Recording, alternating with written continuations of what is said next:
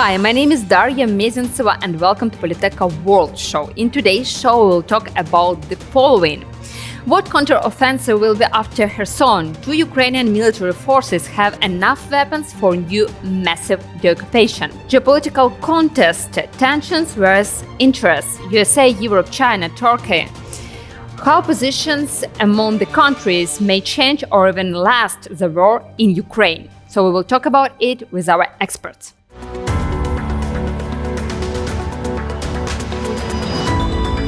And in today's show, we'll talk with the Russian-Ukrainian entrepreneur and politician Ilya Ponomarev. Ilya, I'm happy to have you here. Thanks for having me. And also with us on Skype is a politician scientist from Great Britain, Kuzio. Taras, I'm happy to have you here. Slava Ukraini. I'm happy to be invited. Thank you. Yeah, Heroin Slava. Yeah, so let's start from the first point. The future of counteroffensive in Ukraine, yes, and we could see this Kherson deoccupation, yes. Yeah, start from you. So what could be the next after Kherson? Because a lot of experts tell so it could be another very successful counteroffensive, but there are not enough of weapons in Ukraine. So what do you make of it? I think that the Ukrainian army obviously would continue pressuring the invaders. And right now we have a lot of public announcements that Crimea could be next, but I think it's more to distract the enemy, because I think that the most realistic way is to start an offensive in the direction of Melitopol and Berdyansk, to split the Russian group there and to cut the land connector between the mainland Russia and with Ukrainian Crimea. But no matter what, I still think that the changes inside Russia would come before the ultimate military defeat on the territory of Ukraine and the total liberation of Ukrainian territories. I think that's what you just mentioned, that the weapons that are coming to Ukraine, they are by far insufficient to claim the ultimate victory. And the Ukrainian military command is very conscious about the lives of Ukrainian soldiers. And that's a sharp contrast to what Russians are doing.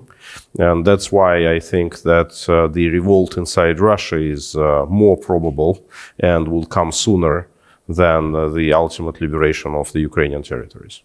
Yeah, and Taras, what is your point of view on the situation around the counteroffensive? How will it go on, in your opinion, in near future? Well, I think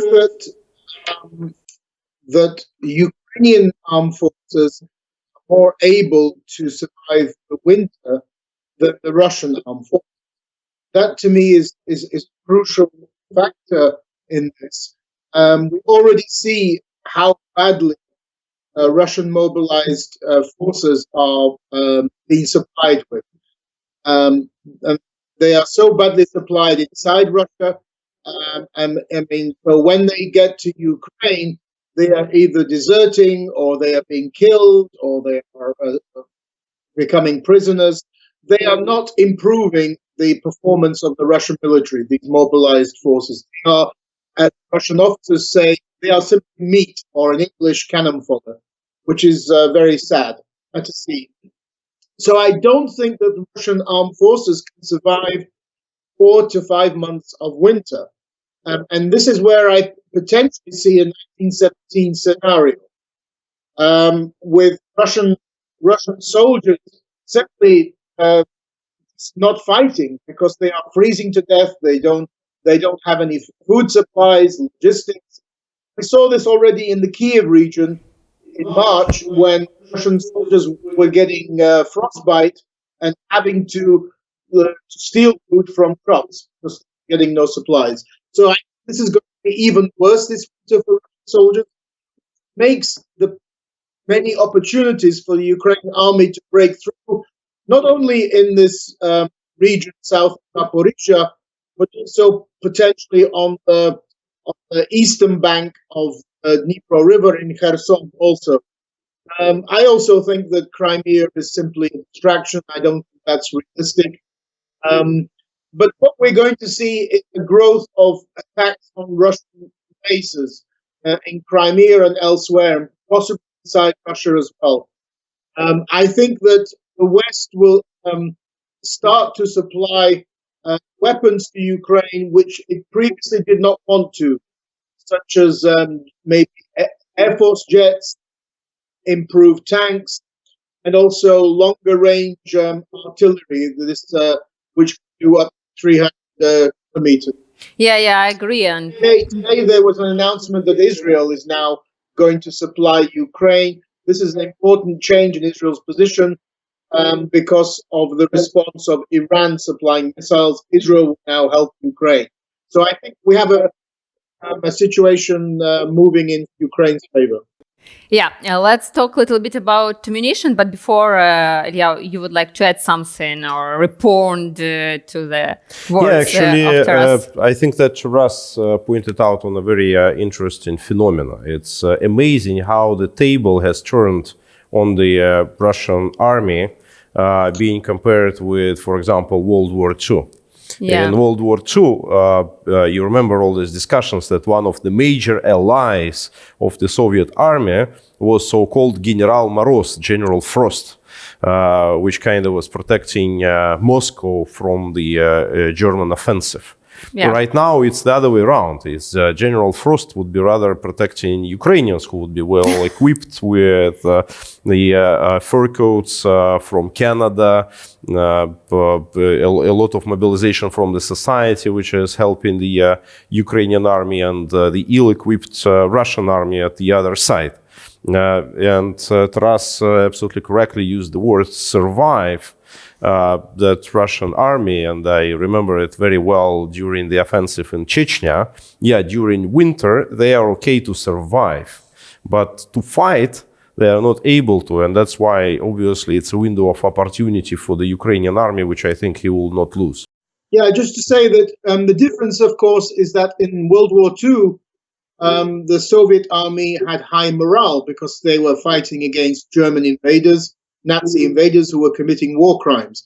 Now that high morale is with the Ukrainians. The Russian soldiers don't have high morale. And also, Stalin's regime was, of course, criminal, but it was not a mafia state. Russia today is a mafia state. And therefore, that mafia state corruption has impregnated the Russian military. And that cannot simply be changed overnight.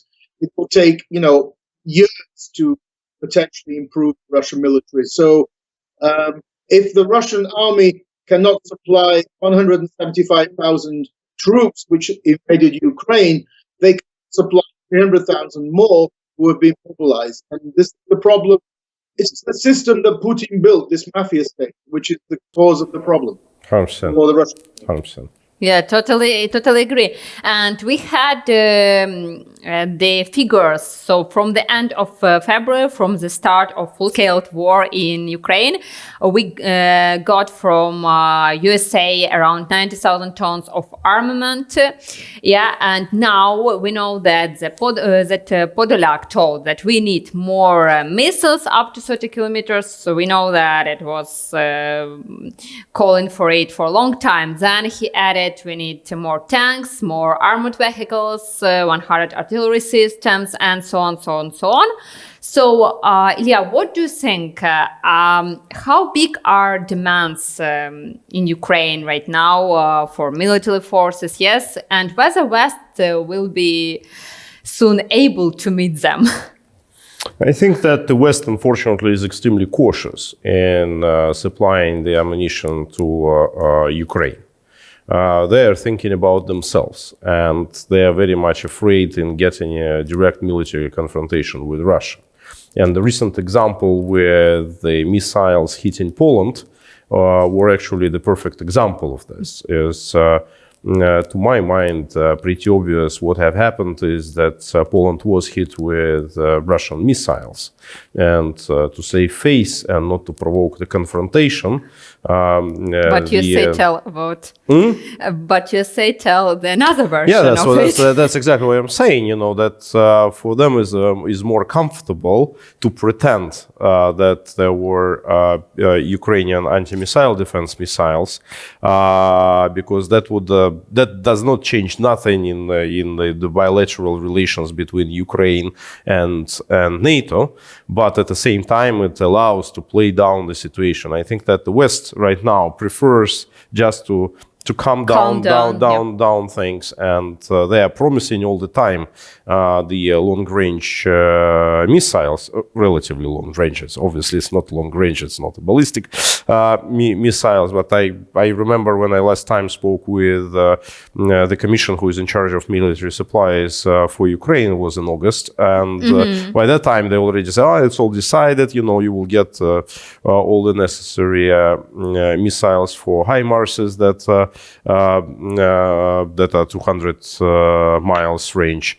But still, you know, maybe they were supplied actually without, letting the general public know this, but officially they are not here yet. Yeah, but now we could hear from the USA. They would like that war will be finished soon. As I could hear it, yes. So, and this munition... 2-3 weeks, yes. yeah, but this munition would hasten the end of the war, yeah? And Taras, what is your opinion of it? What is the reason why USA didn't make this decision to help Ukraine with the heavy weapon and to send missiles that could help to win quicker the war?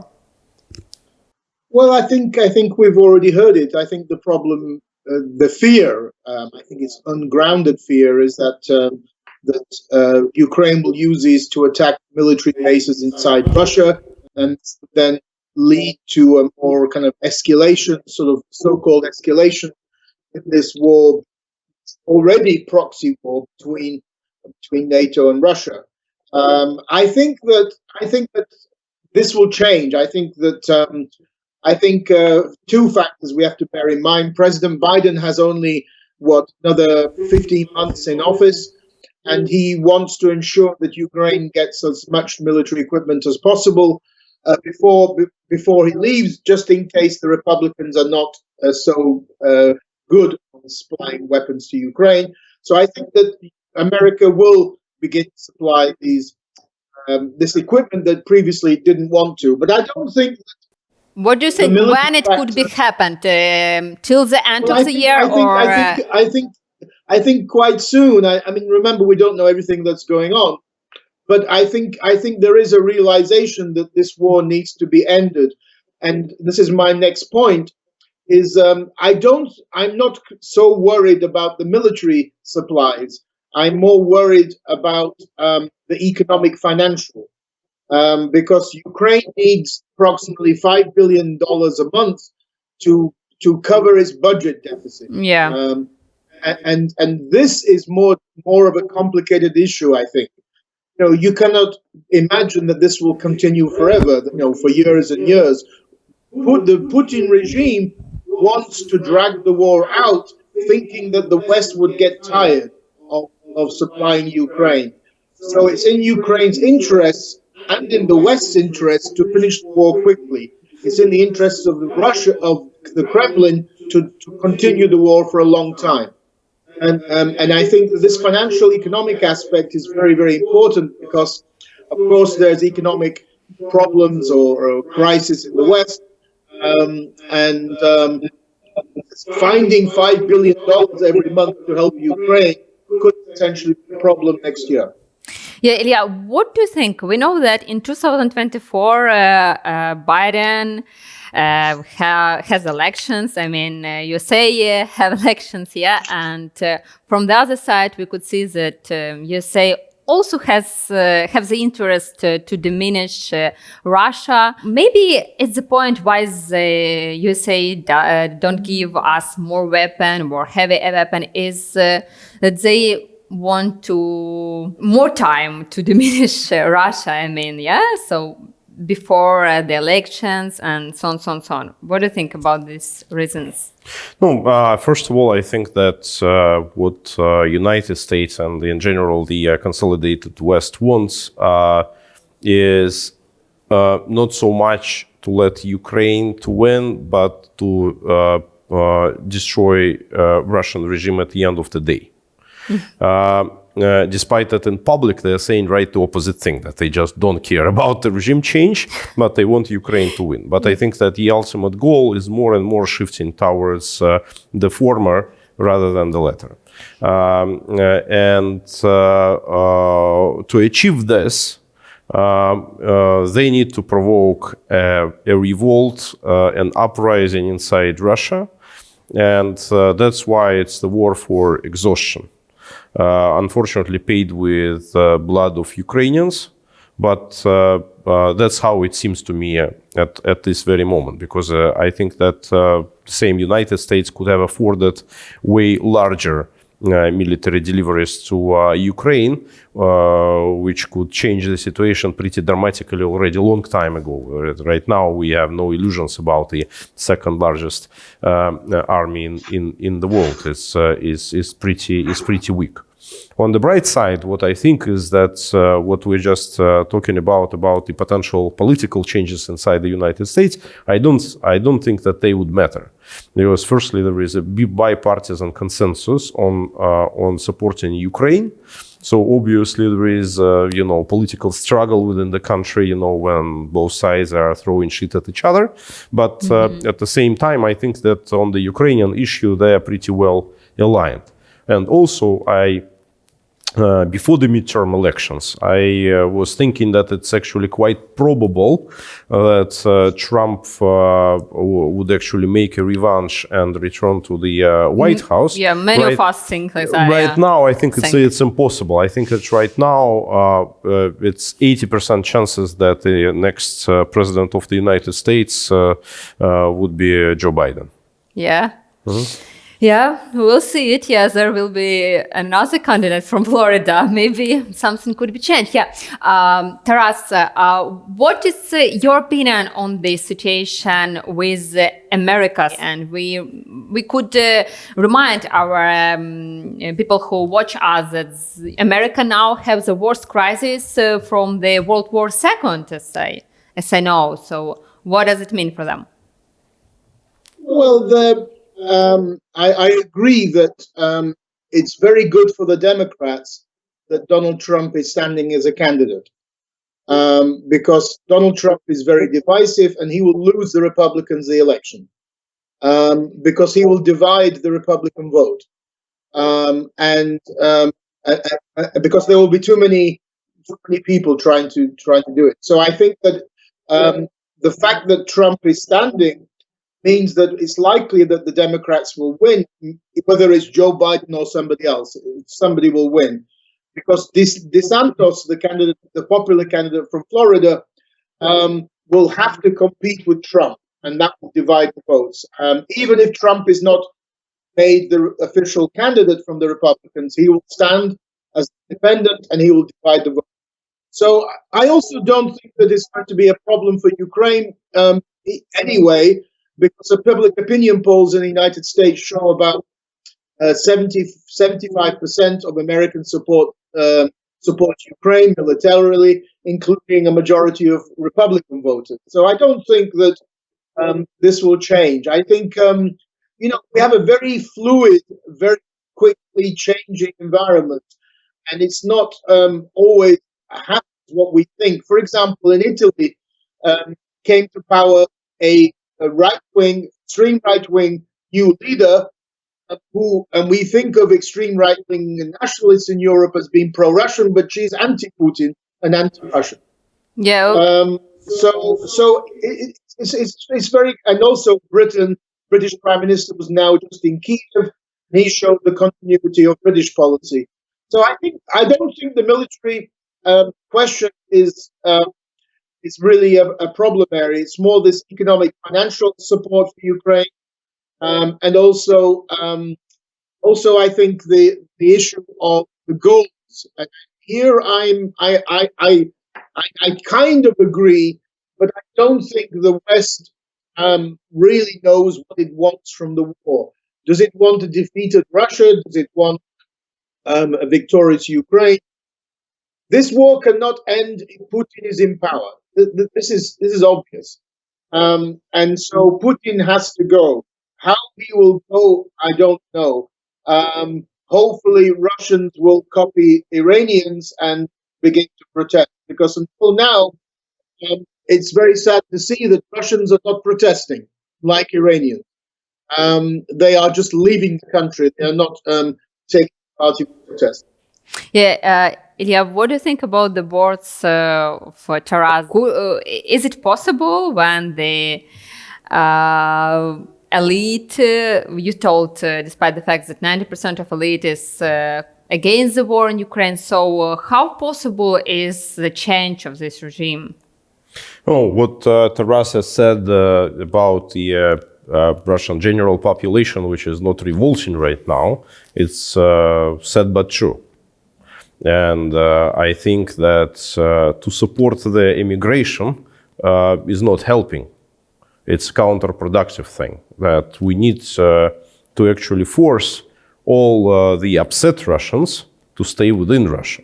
Mm-hmm. Because the more discontent would be kept inside the country, the easier it would be to revolt. One question, obviously, there are people, who are in immediate danger, all that are already being prosecuted, already been chased by FSB, those people, it's better than instead of them going to jail, if they would be protected by the Western countries or by Ukraine and provided with an asylum, so that they would continue to be operational as political operatives. But the general crowd, obviously, should not be supported in the desire to leave Russia.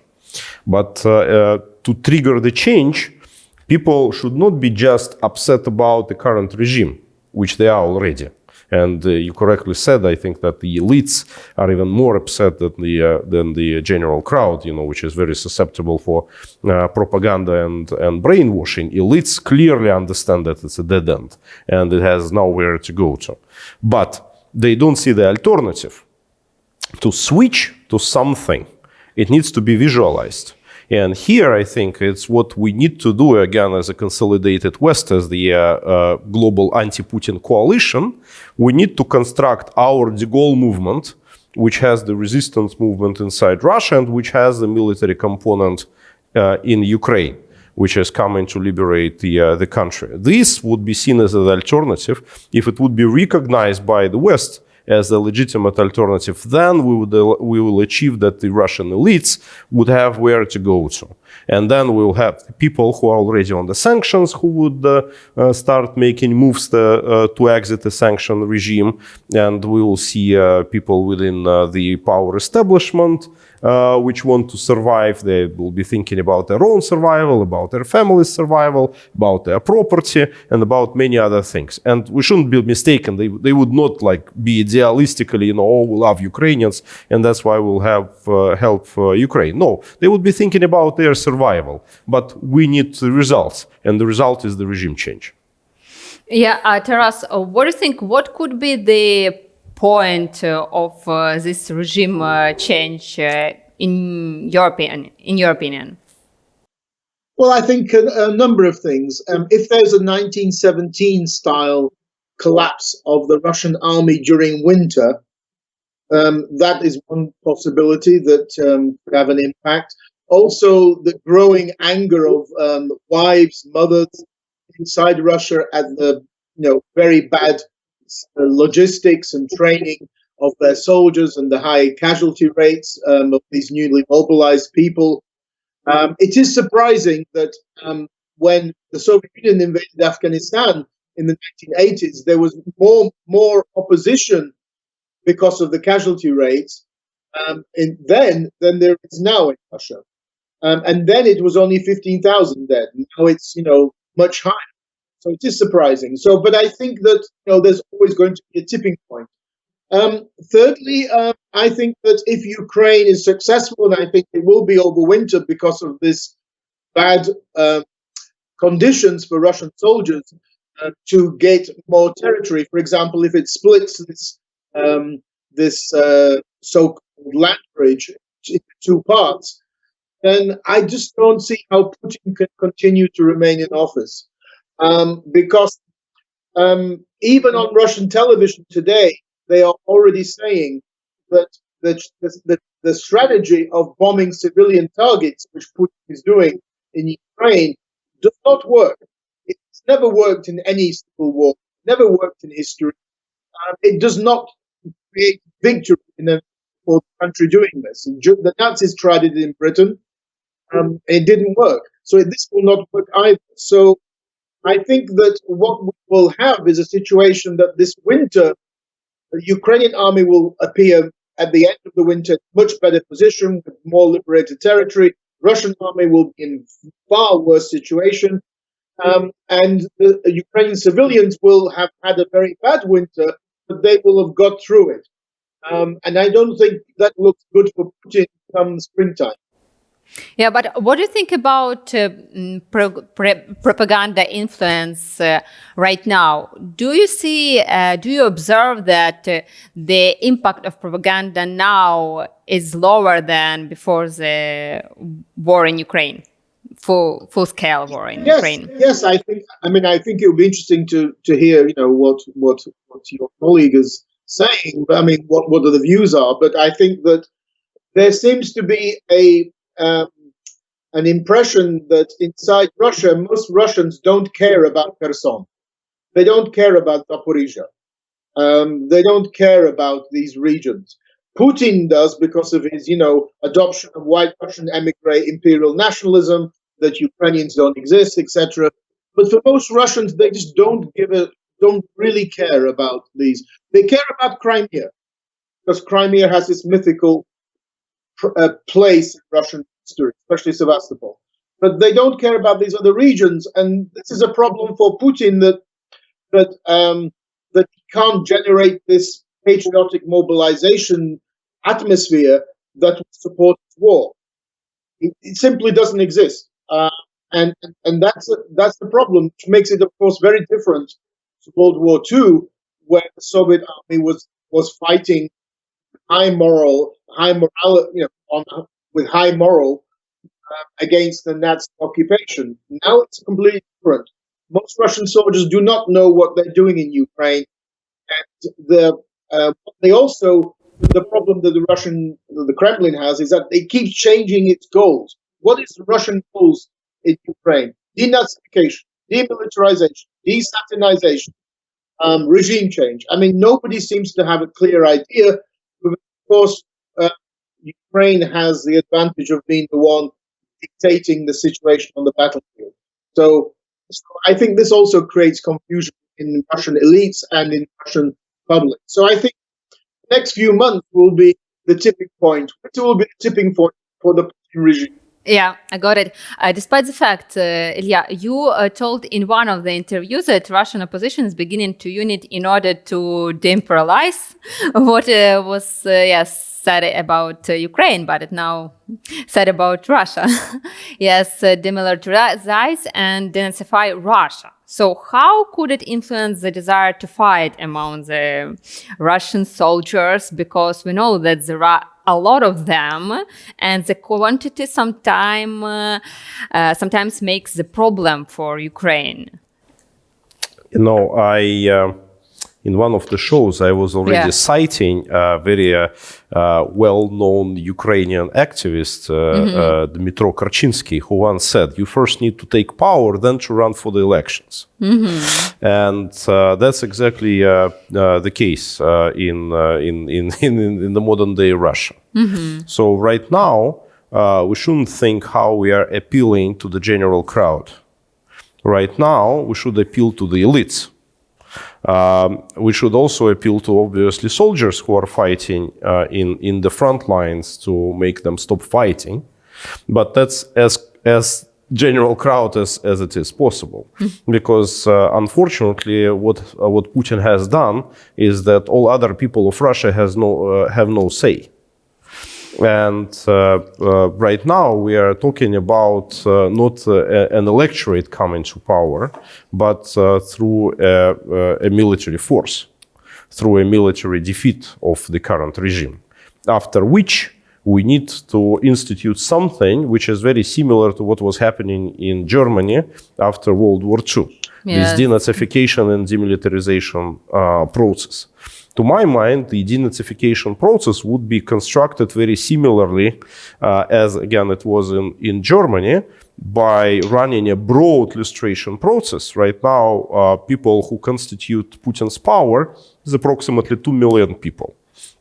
And the approach that this new Russian parliament, the Congress of People Deputies, which just assembled in Poland, was taking, that it has to be those categories which are falling under lustration, very broad categories. So everybody who was somehow related to the regime already are falling under the lustration by default. And then, you know, certain people out of those categories, if they would say, no, guys, you know, we personally, we didn't have nothing to do with the regime, you know, we were just on some technical positions, whatever, they can appeal to denazification commissions, like, again, it was in Germany, and pass through the denazification process, proving that they were clean, but not the other way around. When do you expect this process could be started? Well, the next day after Putin is gone.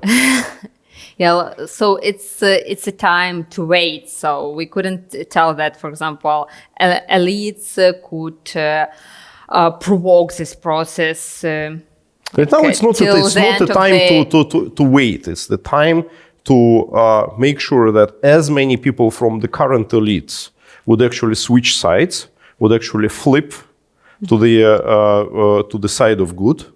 And to do this, you need to use the carrot and the stick approach. Sanctions here, very instrumental way, but obviously the general feeling of the imminent defeat, that is something that is guiding them in the proper direction. But you need to show them the clear door, the clear window they can walk through to get out of the current trap they feel themselves in. But the rest is this alternative power which needs to be constituted and applied in the day of the change. Taras, what do you think? How China could influence all these processes? As we know now, the context between the USA and China become more often fruitful, and we could now expect maybe some statements from China, and there are some experts who tell that there could be a new negotiator between Russia and Ukraine. What is your opinion on the positions in China on the war in Ukraine? Well, China has been very good in the sense of it refused to supply Russia with weapons. Russia turned to China and Turkey, and both countries refused to sell weapons or give weapons to Russia. That's why Russia had to go to North Korea and Iran. And also China has been has been abstaining in votes at the United Nations on questions such as the annexation of Ukraine territory. So China has not been supporting Russia directly. I think that why is that? Because this war is very good for China. This war is leading to the speeding up of the decline of Russia as a great power. And that means that China will emerge from this war as the leading country opposed to the West, no longer Russia. Because once Putin is defeated, China will be the big anti-Western country, no longer Russia. And so we already see this in Central Asia, that Russia is the younger brother of China. Now, Putin has lost any kind of kind of standing, or the Chinese must be looking down at Putin and the Kremlin now because of how badly the Russian army is doing in Ukraine. And also influence of this is on Taiwan, because if Russia had been very successful in defeating Ukraine very quickly, this would be very dangerous to Taiwan. But because Russia has not been very successful, and because the West has supported Ukraine, China is now more cautious about invading Taiwan as well. So I think that in terms of an intermediary, I think it's more likely somebody like Turkey than China. I don't think China can be an intermediary. So I think Turkey might be able to play a more constructive role here, like, for example, with the grain ships that are taking grain from Ukraine.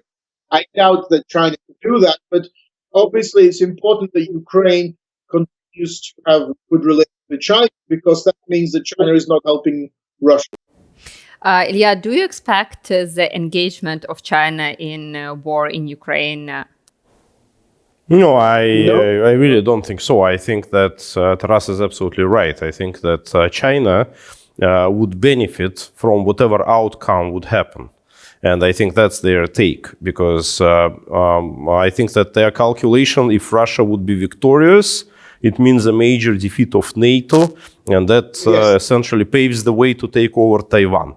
If Russia would be defeated, it opens up the natural resources of Siberia for them, and they also would benefit. So they need just abstain from everything and would just let the sides fight with each other. How do you estimate? You say try to push China now to take part in negotiations between. No, it's right Russia now. I think it's a very Ukraine. convenient situation for United States, because United States are kind of pointing finger on China and telling just don't interfere, don't supply weapons to Russia. But Chinese are not going to anyway, because I am saying they would benefit in both cases, and they don't need Russia to prevail in this conflict. They need both sides to suffer as much as possible, and to make both sides as much dependent on China in this regards. So Chinese are actually making Americans feel like they can't sustain on their position, and like they are telling China, and China, we are not violating the sanctions, but they were not going to. Yeah. Taras, would you? I think the difference is between mentalities. The Chinese are patient. They believe the future is theirs. Putin is angry. He needs to go to anger management classes. He's angry because he still has not overcome the collapse of the Soviet Union. He's still angry about this, which happened 30 years ago. And so when you're angry, you're impulsive. You do these crazy things like invade Ukraine. The Chinese say, well, wait, we have time, we have patience, because they don't need to do this kind of impulsive action. So they think that sooner in the future they will be the dominant power, one of the dominant powers in the world. Yeah, and for them it's not about personalities. They have eternity ahead of them. It's Putin's lifespan is limited. That's why he needs to claim victory for himself personally. Chinese can wait. Yes. Yeah, so I think we could stop there. I have more questions, but we run out of time. Taras, I will be happy to see you one more time, because I would like to talk more about your article about the Western experts who were really foolish about the Russia. Yes, about military forces of Russia. But we will talk about it, if you don't mind, in the next program. I will be happy if you join. Okay. Yes, thank you very much that you found time for our talk. Ilya, so one more time, also thank you to come to the studio. Thanks for having us both, and it was my genuine pleasure with Taras and with yourself. Yeah, thank you. So, Thank you very much. Yeah. And do перемоги. Дякую. Yeah, thank Переможемо. you. Bye. Bye-bye. Yeah, bye. So I would like to remind you that we had the show about the situation in Ukraine and war in Ukraine. So, and see you in the next show.